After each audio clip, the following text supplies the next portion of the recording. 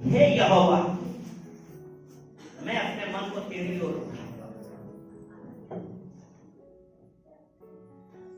ये दाऊद का भजन, और वो अपनी रक्षा के लिए वो क्या कह रहा है कि हे यहोवा।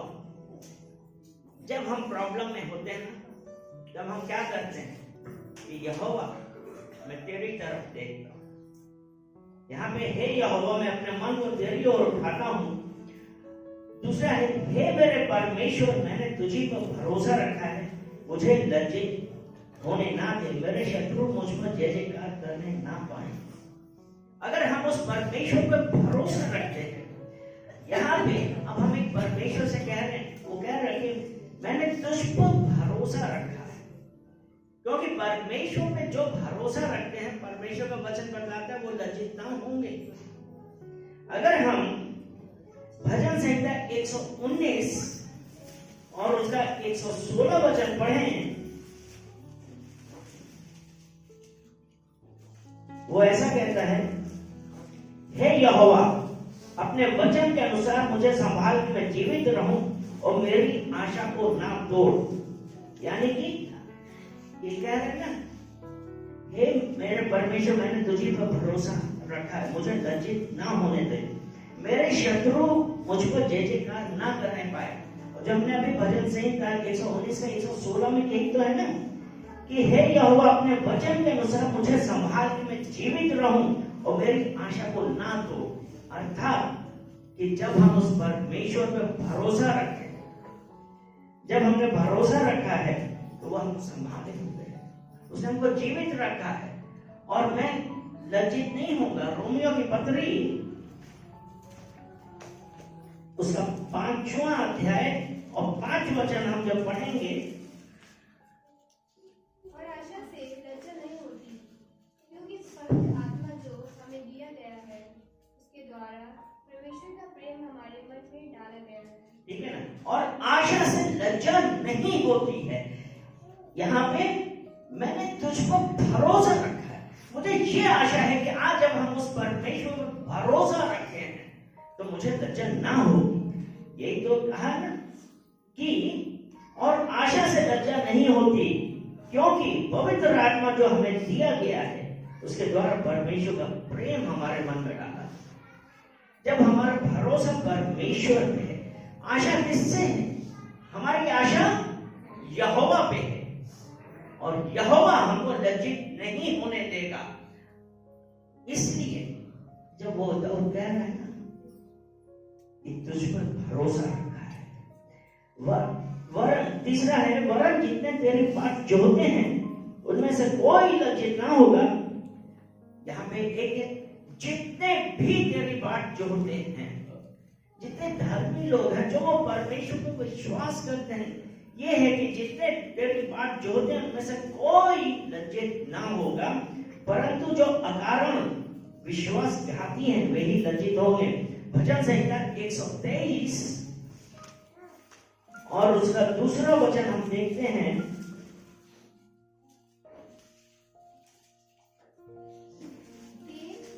जैसे दासों की आंखें अपने स्वामियों के हाथ की ओर, और जैसे दासियों की आंखें अपने स्वामिनी के हाथ की ओर लगी रहती है, वैसे ही हमारी आंखें हमारे परमेश्वर यहोवा की ओर उस समय तक लगी रहेगी जब तक वह हम पर अनुग्रह ना करे। आमीन। यानी कि भजन संहिता 123 उसका दूसरा वचन, उसका सेकंड पार्ट हम पढ़ रहे हैं, वैसे ही हमारी आंखें हमारे परमेश्वर यहोवा की ओर उस समय तक लगी रहेंगी जब तक वह हम पर अनुग्रह ना करे। यानी कि हम तेरी बात जोहते रहेंगे, परमेश्वर हम तेरी बात जोहते रहेंगे, और जितने उसकी बात जोहते उनमें से कोई लज्जित ना होगा, क्योंकि हमारी आंखें यहोवा की तरफ लगी हैं। अगर हम नीति वचन 20 और उसका 22 वचन पढ़ें, जो मनुष्य बिना विचारे किसी वस्तु को पवित्र ठहराए, और जो नीति वचन 20 और उसका 22, मैं कहा कि मैं बुराई का पलटा लूंगा, वरन यहोवा की बाट जो होता रहे वह तुझको छुड़ाएगा। ठीक है, मत कहे मैं बुराई का बदला लूंगा, वरन यहोवा की बाट जोहता रहे। यानी कि हम जब यहोवा की बाट जोहते रहेंगे, हमारे दिमाग में ये नहीं आना चाहिए कि हम कोई बदला लेने वाले हैं। तो ये है कि यहोवा की बात जोहता है, वह तुझे छुड़ाएगा। वो परमेश्वर, जब हम उसके ऊपर विश्वास करते हैं और सब अपना उसे उसकी तरफ देखते हैं, तो अपने दिमाग में कभी ये नहीं लाने का कि हम बुराई का बदला लेंगे। वरन परमेश्वर का वचन बताता है ना कि बदला मैं दूंगा, अगर हम भरोसा करते हैं। हालेलुया। हे यहोवा, अपने मार्ग मुझको दिखला, अपना पथ मुझे बता। यानी कि अब ये है कि परमेश्वर अब हमको रास्ता दिखा कि मैं कहां पे जाऊं, किस तरीके से जाऊं, और अपना पथ मुझे बता। वो परमेश्वर से आज जब हम रास्ता पूछते हैं, यही है कि अपना पथ मुझे दिखा।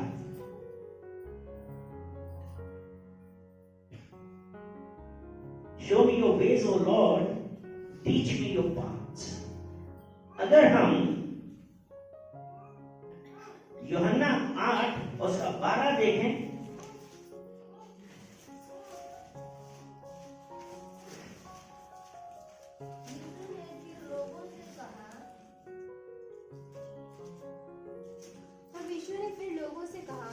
फिर यीशु ने लोगों से कहा, जगत की ज्योति मैं हूँ, जगत की ज्योति मैं हूँ, जो मेरे पीछे हो लेगा, जो मेरे पीछे हो लेगा, वह अंधकार में ना चलेगा, वो अंधकार में ना चलेगा। यानी कि परमेश्वर यहोवा ये कहता है, जगत की ज्योति मैं हूँ।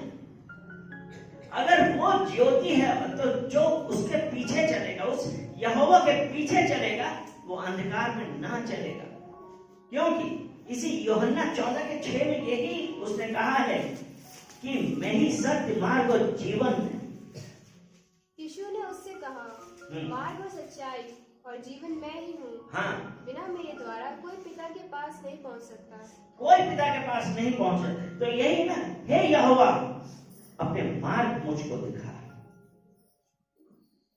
पांचवा ये है, मुझे अपने सत्य पर चला और शिक्षा दे, क्योंकि तू मेरा उद्धार करने वाला परमेश्वर है। मैं दिन भर तेरी बाट जोहता रहेगा। क्योंकि यूहन्ना 14:6 अभी हमने पढ़ा ना, कि सत्य, मार्ग और जीवन मैं हूं, और बिना मेरे कोई भी पिता के पास नहीं पहुंच सकता, क्योंकि वो शिक्षा दे।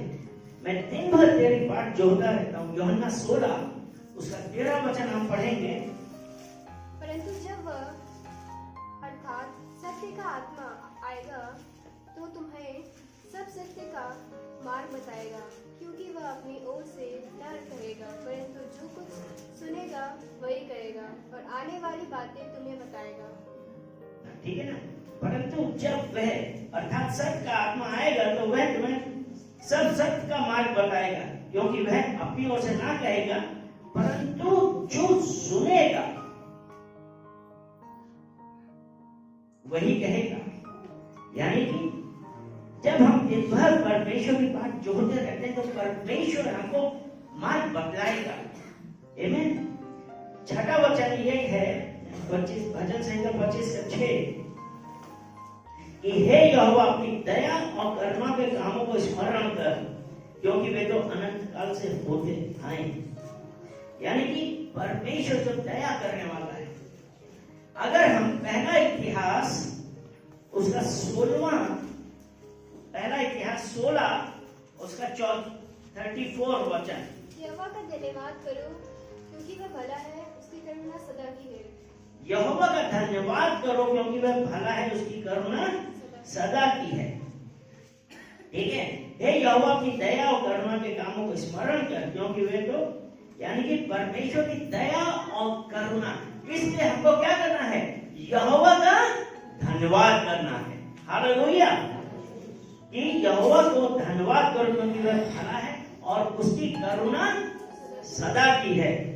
7वां वचन है, हे यहोवा, अपनी भलाई के कारण मेरी जवानी के पापों, मेरे अपराधों को स्मरण ना कर।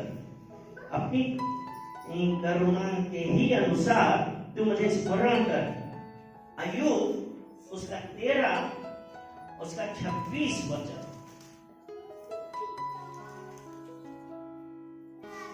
तू मेरे लिए कठिन दुखों की आज्ञा देता है और मेरी जवानी के आदर का फल मुझे यानी कि यहाँ पे अयुब का क्या है, क्योंकि यहाँ पे है ना, मेरी जवानी के पापों, मेरे अपराधों को स्मरण ना कर। अर्थात जो हमने स्मरण किए हैं पाप, वो ये बोला कि मेरी जवानी के अधर्म का फल मुझे भुगता था। यानी कि वो कह रहे कि याद मत करना, जो कुछ भी हमने किया है, परमेश्वर हमको अपनी भलाई के कारण, परमेश्वर भला है, उसकी करुणा सदा की, जो अभी हमने पढ़ा था पहला इतिहास 16:34 में। तो ये कहते हैं कि मेरे जो अधर्म है उनका स्मरण ना करो।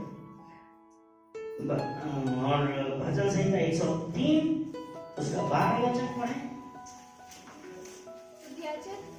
उद्याचल से अस्ताचल से जितनी दूर है, उनसे हमारे अपराधों को हमसे उतनी ही दूर कर दिया है। ठीक है, अपनी करुणा के ही अनुसार तू मुझे स्मरण कर।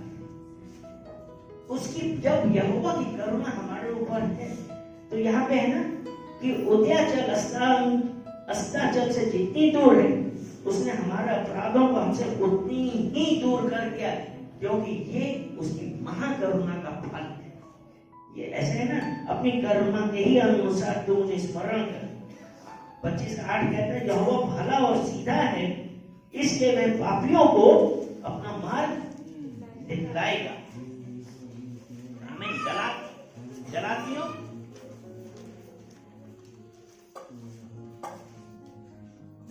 उसका 2 अध्याय और 20वां वचन। मैं मसीह के साथ क्रूस पर चढ़ाया गया हूँ, और अब मैं जीवित न रहा, पर मसीह मुझ में जीवित है। ठीक है, कि मैं मसीह के साथ क्रूस पर चढ़ाया गया हूँ, अब मैं जीवित ना रहा, परंतु मसीह मुझ में जीवित है। और मैं शरीर में अब जो जीवित हूँ, केवल उस विश्वास से जीवित हूँ जो परमेश्वर के पुत्र पर है, जिसने मुझसे प्रेम किया, मेरे लिए अपने आप को दिया। यहोवा भला और सीधा है, इसलिए वह पापियों को अपना मार्ग दिखलाएगा। ठीक है, क्योंकि मैं मसीही के साथ क्रूस पर चढ़ाया गया, यानी कि हमने अपने पापों का तिरस्कार किया, तो अब मैं विश्वास से जीवित हूँ। किस पे है? जो परमेश्वर के पुत्र पे है, उस विश्वास से मैं जीवित हूँ। इसलिए क्योंकि यहोवा भला और सीधा है। 9-10 वचन कहता है, वह नम्र लोगों को न्याय की शिक्षा देगा। हाँ, वह नम्र लोगों को अपना मार्ग दिखलाएगा। जो यहोवा की वाचा और चितौनियों को मानते हैं, उनके लिए उसके सब मार्ग करुणा और सच्चाई। नम्र लोगों यानी कि जो हम्बल है, जिनके हृदय में कोई बेईमानी या इस टाइप की चीजें नहीं है, घमंड नहीं है, तो ये कहते हैं वो नम्र लोगों को न्याय की शिक्षा देगा। पहला शमूएल उसका 15 अध्याय उसका 22 वचन।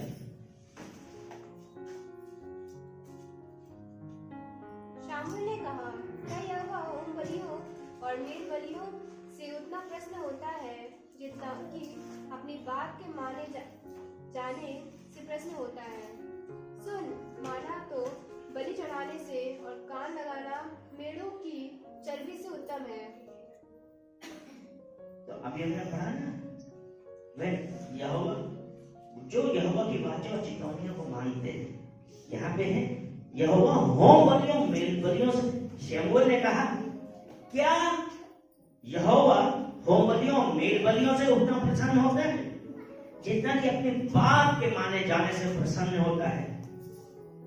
सुन, मानना तो बलि चढ़ाने से और कान लगाना मेढ़ों की चर्बी से उत्तम। अर्थात जब हम परमेश्वर की आज्ञा पे चलते हैं, परमेश्वर को वो ज्यादा भाता है। तो क्या आज हम उसकी आज्ञाओं पे चल रहे हैं? ये है ना, जो यहोवा की वाचा और चितौनियों को मानते हैं, उसके लिए उसके सब मार्ग करुणा और सच्चाई है। यानी जब हम परमेश्वर की आज्ञा का पालन करें तब। पहला यूहन्ना 2 अध्याय और 3 वचन हम पढ़ेंगे। यूहन्ना की पहली पत्री